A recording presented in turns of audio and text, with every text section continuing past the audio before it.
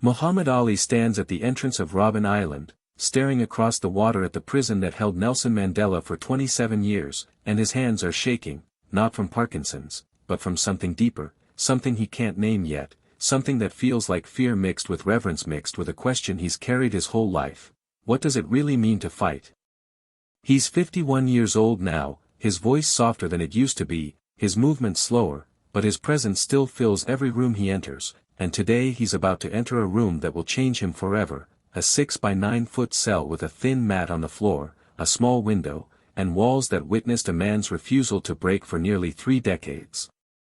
The boat rocks gently beneath him as it cuts through the cold Atlantic, and Ali watches the island grow closer, its grey stone buildings rising like monuments to suffering, and he thinks about all the fights he's won, all the times he stood in the center of the ring with his arms raised, all the moments the world called him the greatest, but right now, walking toward Mandela's cell, he feels like a student about to meet his teacher.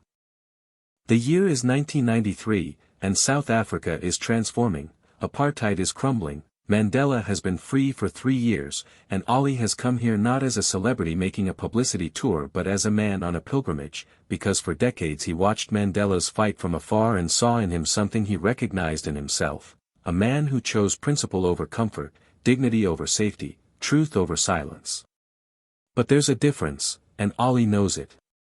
When Ali refused to go to Vietnam in 1967, he lost his titles, his money, his prime fighting years, but he was free, free to speak, free to move, free to live with his family, free to eventually return to the ring, and Mandela.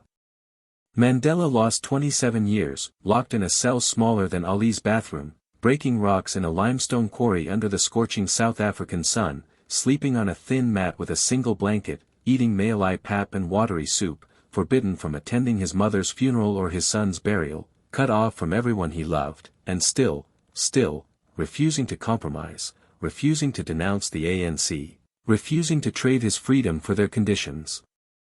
Ali walks through the prison gates with Mandela beside him, and the former prisoner has become the guide, leading the former champion through the halls where he once shuffled in chains, and there's something surreal about it, Mandela in a tailored suit, smiling, greeting the guards who once watched him, pointing out the courtyard where prisoners were forced to sit in rows, forbidden to speak, forbidden even to look at each other for hours under the sun. They walk slowly because Ali's Parkinson's makes every step deliberate, and Mandela matches his pace without comment, without pity, just the quiet companionship of one fighter understanding another's struggle, and Ali appreciates this more than words can say because he's spent years now watching people treat him like he's fragile, like he's a symbol instead of a man, but Mandela sees him clearly, sees past the trembling hands and slurred speech to the warrior underneath. They reach the cell, B section, cell 5, and Mandela stops at the doorway, gestures inside with a small smile that carries decades of memories, and says, "This was home." Ali steps inside. 6 feet wide. 9 feet long. A thin mat rolled in the corner. A small metal bucket. A window barely big enough to frame a sliver of sky.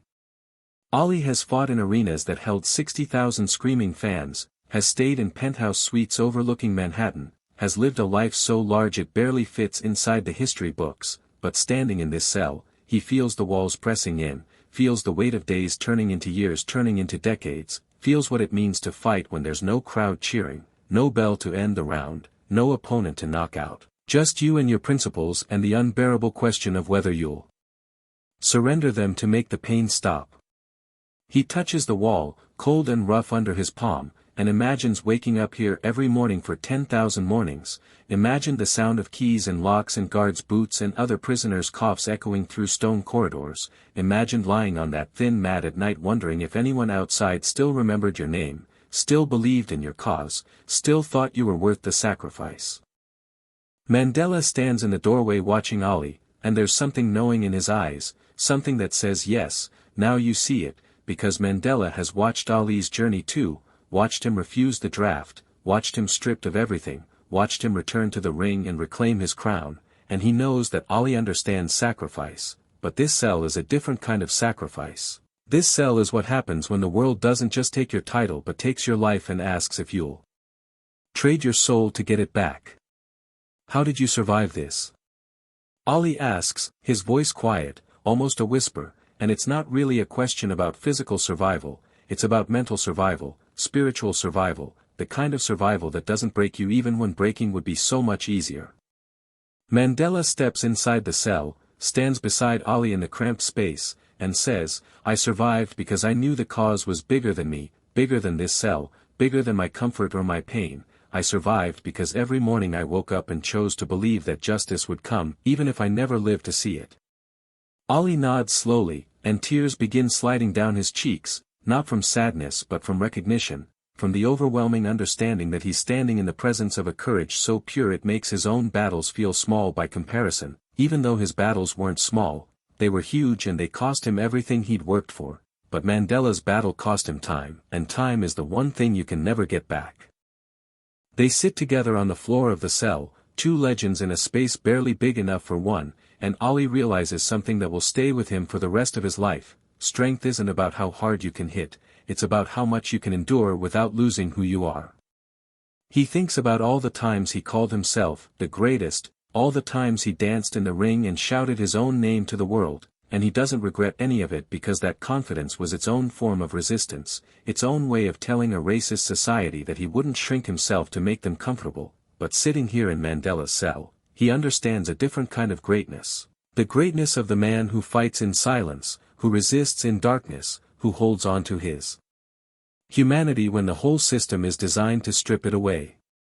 Mandela tells him stories, about the other prisoners, about the letters smuggled in and out, about the garden they were eventually allowed to grow where he planted tomatoes and learned patience from watching seeds become fruit, about the day he heard his release was coming and felt not triumph but responsibility because now the real work would begin, the work of building a country where his suffering meant something, where his children's children wouldn't inherit his chains. And Ollie listens like he's never listened before, because this is the story he needed to hear. The story that puts his own journey in perspective and shows him that his refusal to go to Vietnam, his 3.5 years in exile, his comeback and his fall and his rise again, all of it was part of a larger story about what it means to be a man who says, no, when the world demands, yes. You are my inspiration, Mandela says, and Ollie's head snaps up because he came here thinking Mandela was the inspiration, thinking he was the student and Mandela was the master, but Mandela continues, when I heard you refuse to go to Vietnam, when I heard you said, no Viet Cong ever called me nigger, I told the other prisoners, that's a free man, that's what courage looks like in the modern world. That's someone using his platform to speak truth even when truth costs everything. Ollie shakes his head, tears flowing freely now, and says, I lost 3 years, you lost 27, and his voice breaks on the number because 27 years is an entire life, is watching your children grow up through letters and rare visits, is missing your mother's death and your son's funeral and every birthday and holiday and ordinary Tuesday that makes up a human existence. But Mandela smiles, that same gentle smile that has become famous around the world, and says, we both lost years, and we both gained something more valuable, we gained the right to look at ourselves in the mirror and know we didn't compromise, didn't break, didn't trade our principles for comfort, and that's worth more than any championship belt. They embrace in that tiny cell, two men who fought different battles in different arenas but understood each other completely, and in that moment Ollie realizes that he came here thinking he would honor Mandela, but instead Mandela has honored him, has seen his sacrifice and named it worthy, has connected their struggles across continents and contexts and shown him that resistance takes many forms but always requires the same thing, the courage to stand alone when standing alone is the hardest thing in the world. As they leave the cell and walk back through the prison corridors toward the boat that will take them back to Cape Town, Ollie keeps looking back at that small doorway, at the cell that contained a giant, and he thinks about all the young people who need to hear this story, all the kids who are facing their own battles and wondering if standing up for what's right is worth the cost. And he knows,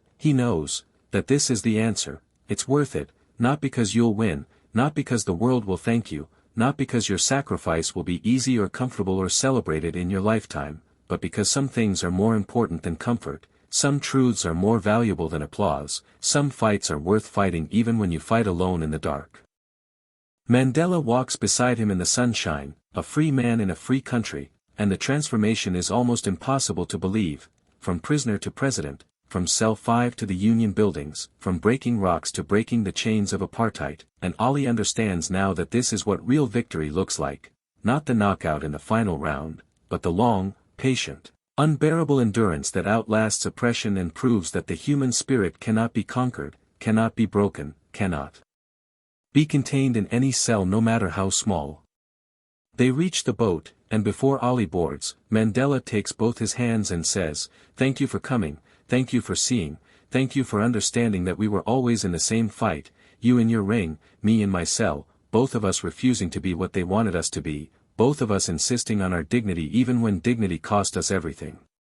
Ollie can't speak, his Parkinson's has made speech difficult, but in this moment it's not the disease that silences him, it's the overwhelming emotion of being seen completely, of being understood by someone who walked an even harder path and still emerged with grace and forgiveness and an unshakable belief in justice. He boards the boat, and as Robben Island grows smaller behind him, he makes a promise to himself: he will tell this story, he will make sure people understand that Mandela's 27 years in that cell weren't wasted, weren't meaningless, weren't just suffering for suffering's sake. They were an investment in a future where his children and their children would live free, would never know the humiliation of apartheid, would inherit a country transformed by one man's refusal to compromise his soul. And Ollie will tell them something else, something he learned in that cell: the greatest fight isn't the one you win in front of 60,000 fans, it's the one you fight alone, in the dark, when no one's watching, when there's no glory and no applause and no end in sight, and you choose to keep fighting anyway because you believe in something bigger than yourself. That's what Mandela taught him. That's what the cell revealed. That's the truth about courage that both men carried for the rest of their lives, that real strength isn't measured in championships or knockouts or titles, but in the quiet, daily, unbearable choice to stand for what's right even when standing costs you everything. 1993 Muhammad Ali leaves Robben Island with tears on his face and fire in his heart, and he knows, finally knows, what it means to be truly great. Not because you're undefeated. Not because the crowd chants your name. But because you looked at injustice and said, no, looked at oppression and refused to participate, looked at a choice between comfort and principle and chose principle every single time, no matter the cost. 2 men. 2 fights. 1 unshakable truth. Some battles you fight in the ring. Some battles you fight in a cell. But the greatest battles are always fought inside yourself, between who you are and who the world wants you to be, and the only way to win is to refuse to surrender. Mandela knew it. Ollie learned it. And now you know it too.